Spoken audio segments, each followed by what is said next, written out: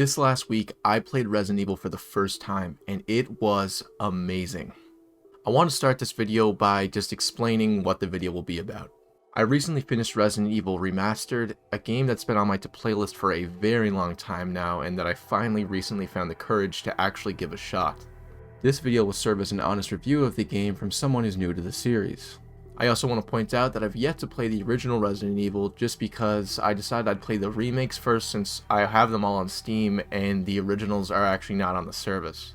But moving back to the main topic at hand, I'm making this video now because as a huge horror fan, Resident Evil, especially as of recently, has been a series that has intrigued me a lot over the past few years. And I'm hoping that this kind of video can be both entertaining for you guys and can help me better understand and better involve myself with the series. But with all that being said, let's get into it.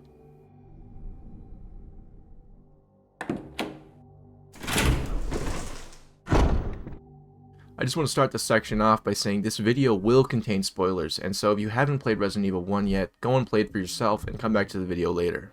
I thought there's no better topic to discuss first other than the game's story, and so I'm going to give you guys the Trix Outer Resident Evil 1 story overview. I hope you guys enjoy. Resident Evil 1's story is split into two different paths that are mostly similar but slightly differing depending on the character you picked at the start of the game. These characters are Chris Redfield or Jill Valentine. I decided to play as Jill, and so this will be an overview of her story only. The game starts with the Alpha Stars team deploying in the Arklay Mountains as they investigate a zombie and/or mutation outbreak that has started to make its way to Raccoon City. This Alpha team consists of 6 people, including Jill Valentine, Chris Redfield, Barry Burton, Joseph Frost, Brad Vickers, and Captain Albert Wesker. As they are wandering through the dark forests that cover the mountains, they discover the dead body of a pilot found in STAR's other team, Bravo Team's very own downed helicopter.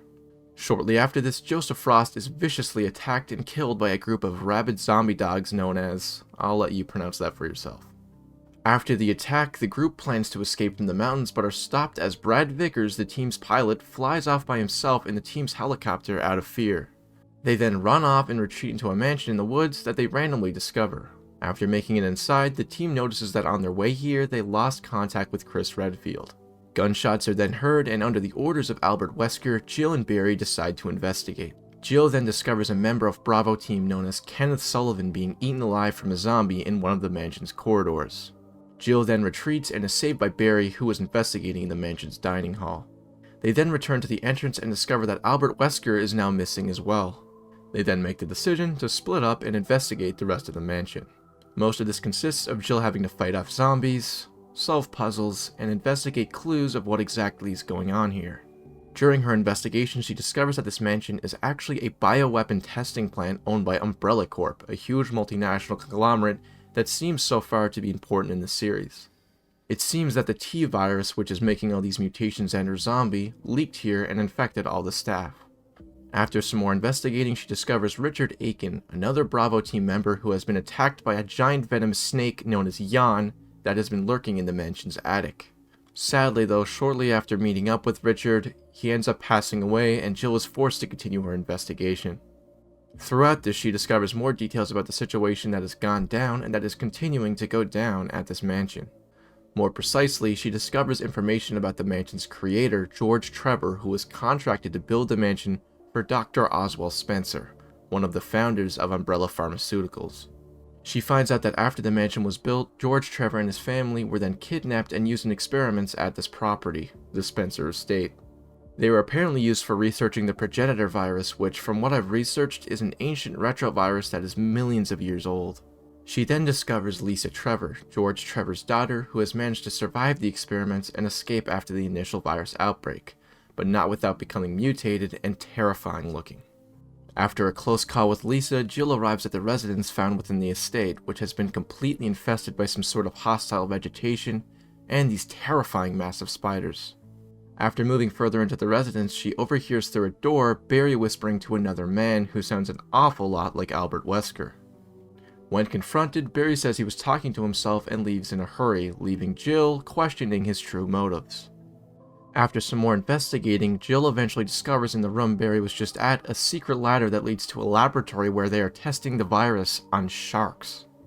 After making her way to the control room, draining the lab of water, and finishing off the surviving sharks with some electrical devices found within the lab, she makes her way back up to the residence where she does more investigating and finds the source of all the vines that have been attempting to attack her.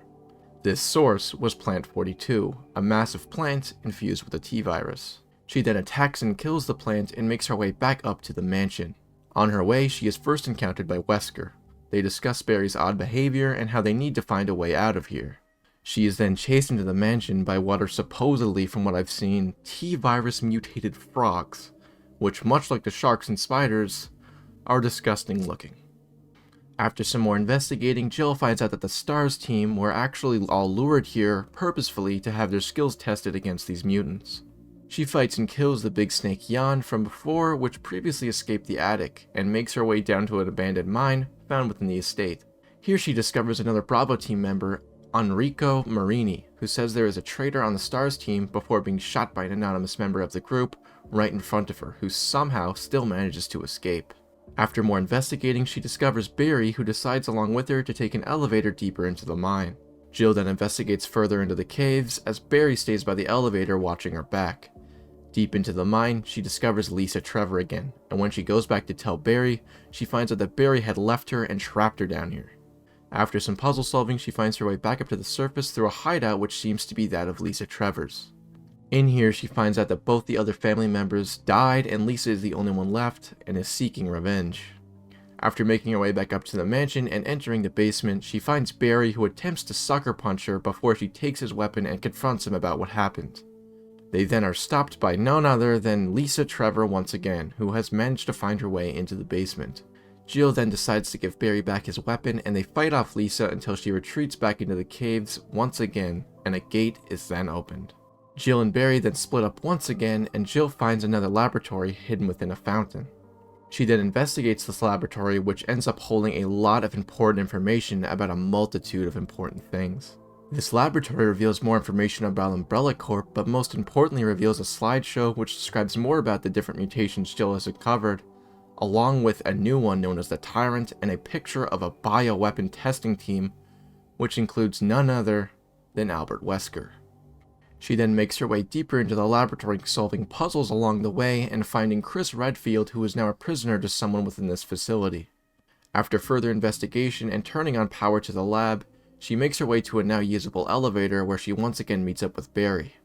They make their way up the elevator where they then encounter Wesker. Barry immediately turns on Jill once again, and Wesker reveals that he's threatening to kill Barry's family if he doesn't comply, and explains that the lab must be destroyed and no evidence must survive. This evidence includes Jill.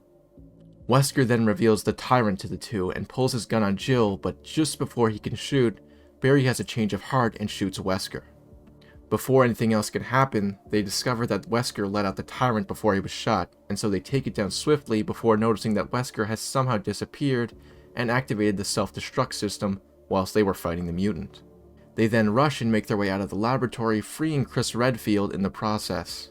After escaping, they end up on a landing surface where they attempt to contact Brad Vickers using flares. The Tyrant then bursts through the ground and attempts to kill the rest of the Alpha team out of rage. After some fighting, and with only little time left before self-destruction, Brad shows up and gives Jill a rocket launcher which she uses to kill the Tyrant. The remainder of Alpha Team then escape into the air, and the estate explodes on their way out. As they make their way into the sunset, we are left with a bittersweet ending showing that I believe Jill and Chris might like each other, and having Barry hopefully make his way home to his family. This was the way that the story played out for myself, but from what I can tell, the ending does change depending on who you decide to rescue during Endgame. You can escape with either Jill and Chris, or just Jill and Barry. But then there's also all of Chris's endings, which, like I said, I don't know anything about yet. Although not being the absolute perfect story for a game, I personally really enjoyed this ending and the rest of the story in this game. Discovering more and more about the estate, and about the Trevor family, Umbrella Corp, mutations, and all the other characters was genuinely very interesting to me, and I also personally really enjoyed the cutscenes, even though they might have been a little outdated. If I was to complain about anything story related, it would mostly be about the multiple endings thing and the fact that certain characters didn't show up depending on who you picked at the start. I think it's cool that this gives the game a reason to be replayed more, and it does add more depth to the game, But for someone new to the series, it's kinda hard to dedicate multiple playthroughs to just one game to find out more about the game's lore, since there's over 10 other games in the series in total. I wish there was some type of way to see Chris's story or even read about it without having to completely replay through the game after beating it as Jill, and vice versa. I really want to learn about the other character, Rebecca Chambers, since I've seen nothing of her and she apparently is a protagonist in Resident Evil 0, but having to do another full playthrough is going to be difficult with a pretty busy schedule. It's not a huge deal, I just kinda think it sucks that I've put almost 20 hours into the game as Jill, and I don't even know a single thing about the character that shows up in the next game. I also can't help but wonder, although I haven't played the rest of the games in the series yet, I feel that Chris and Jill's story having big differences between them must make for the canon story being hard to understand. If you can let me know this in the comments without spoilers, please do so. But with that being said, all in all, I really enjoyed Resident Evil's story, and although you might need to replay through the game to understand everything, I can still recommend this game to anyone who's interested in a good horror story.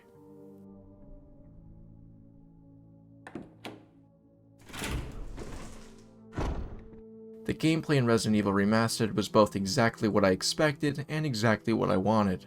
Puzzle solving, evading enemies when you can, and shooting zombies. I will preface, if you are planning on playing this game and are expecting constant fast-paced gameplay, this might not be the game for you. Although this game has its intense and faster-paced action moments, I would say a lot more of this game is wandering around the mansion and estate and doing a lot of puzzle solving. This was no trouble for me since I enjoyed this sort of gameplay, and I found that the puzzles were both engaging and fun to solve. But also, the combat honestly felt fine. I'm not going to lie, I expected with an older game that the combat wouldn't feel or control great at all. But honestly, it really isn't too bad. No matter if it's a knife or gun, you hold down M2 to aim down sights, and click M1 to shoot or stab. I played on PC, so to aim, I used and moved around my mouse. The one thing I will say is that sometimes when trying to hit headshots, the game doesn't seem to register properly exactly where you want to shoot. I will say it felt much more consistent when I kept more distance between me and the enemy, so I recommend experimenting a little bit with this when playing the game. For actual damage though, things get a little bit more tricky. To be totally honest, I'm not certain how much bullets you need to take out the different types of zombies. All I know is that it escalates as you move further into the game and as the mutants upgrade. It's also worth pointing out that I picked the middle difficulty option at the start, and I was definitely given enough ammo to deal with everything I needed to deal with. So if you're scared about running out of ammo, I wouldn't worry about it unless you're doing harder difficulties. What's most important to know during combat is that headshots are instant kill, and I definitely recommend burning zombie bodies once you unlock the lighter and kerosene, since if you don't, some zombies can come back faster and high damaging as crimson heads, which, let me tell you, you don't want to mess with. But now that I talked about combat, I want to go a little further into detail about the puzzle solving and progressing part of the game. The actual puzzles in this game were not too challenging to actually pick up on. Some were definitely harder than others, but it's definitely doable without looking through walkthroughs. One of my favorite puzzles was the one where you had to change the color of lights on the opposite side of tainted windows to match the color displayed on parts of the main painting. There's one main painting that had a lady wearing 3 different accessories which were all colored differently. There were then 3 separate paintings which all highlighted one of these accessories, and you had to match the color on them. It's not an extremely complicated puzzle, but it was very fun to solve, and it's a great showcase of what kind of puzzles you can expect in this game. Solving these puzzles were how you actually progressed further into the game.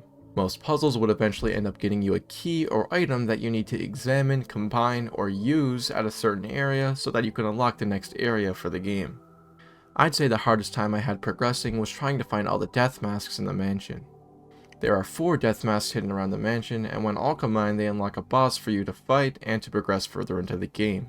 This sounds like a pretty simple process, but the game never does clearly tell you what you are supposed to be doing at different parts of the game.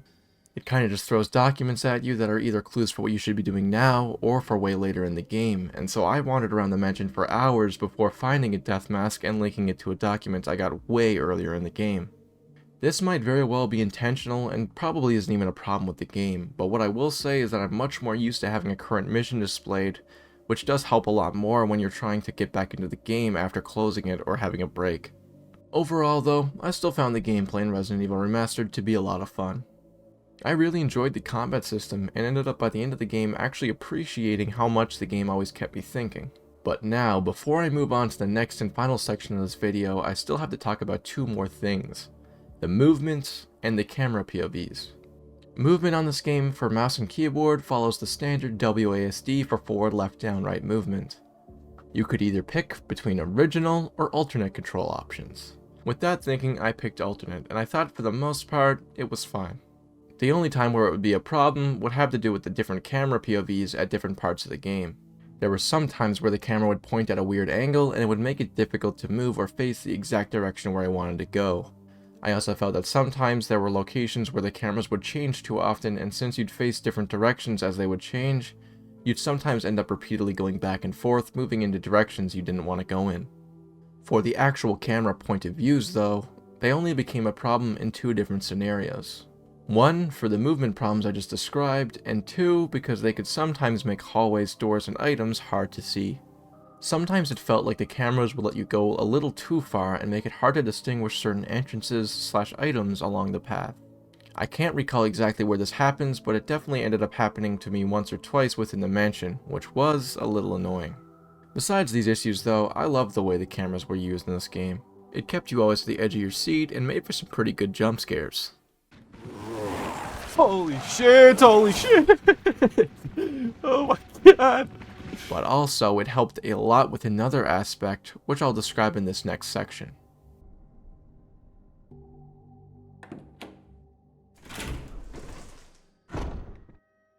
The visuals, atmosphere, and audio within Resident Evil Remastered are incredible for such an old game.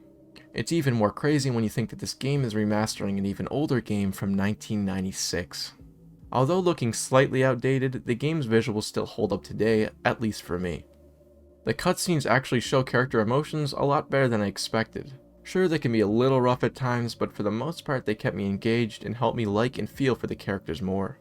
The bathtub scene even still managed to give me a bit of a jump scare, which I wasn't expecting to get from the game in all honesty.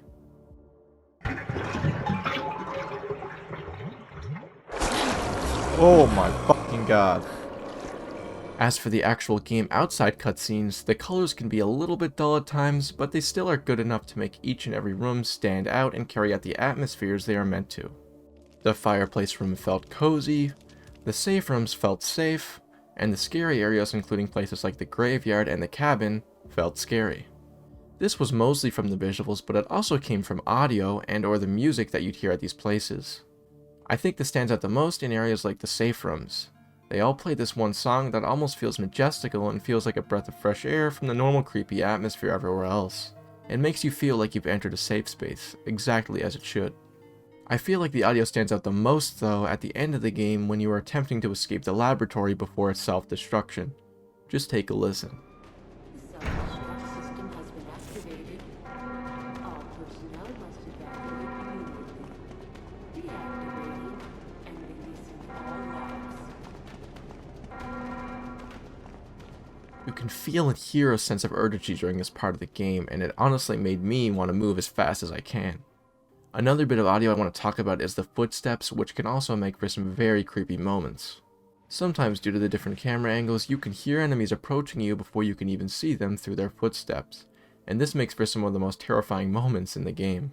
Since you have to revisit locations so often to get from point A to point B, you will sometimes re-enter an area with a forgotten enemy or a new enemy and hear them approaching before you can see them, which I can't even explain how scary this can be. But moving back to visuals, I also need to mention the effectiveness of this game's camera point of views and how they are used to develop the atmospheres. I can't help but feel like some of these positions make the camera feel alive and look like that of someone watching you. In my case, it even made me so paranoid that I started to believe some of the point of views were changing, even though they obviously weren't. The final thing I want to talk about now that I haven't spoken of yet, which I'd consider is part of the visuals, is the designs. The characters definitely look great and look exactly as they should, but I want to focus more on the enemies you come across over everything else. I don't even know where to start. The zombies look cool, the Crimson Heads look terrifying, the zombie dogs have me want to Alt F4, the spiders made me want to cry, and I can't even describe how I felt when I saw the zombie sharks for the first time. But that's not even all of them. Jan was an absolute jump scare the first time I saw him, Lisa looked creepy as hell, the hunters were horrific, and the tyrant just looked absolutely insane. I love what they did with the designs for enemies in this game, and I honestly hope that I get to see more of this as I move further into the series.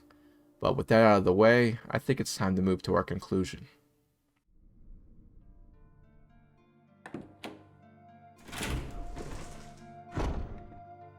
To sum things up, I absolutely loved playing Resident Evil for the first time. The story was engaging, the puzzles were fun, the combat was awesome, the game both looked and sounded amazing, and the atmosphere was exactly what I wanted from a horror game. I can guarantee you that this will not be the last Resident Evil game I play, and I can guarantee you that you will see more videos on these games in the future. If you ever thought about playing this series for yourself, just play it. It is as good as people say it is, and if you're a horror fan in general, you will not be disappointed. But with all that being said, I hope you enjoyed the video. If you did, why not subscribe to the channel and maybe even give this video a like. Since my last video, we managed to hit 100 subscribers, and I really can't even tell you in words how much that means to me. Seriously, thank you. This was my honest Resident Evil Remastered review, and I really do hope you guys enjoyed the video. But with that being said, thank you for watching, and I'll see you in the next one. Bye.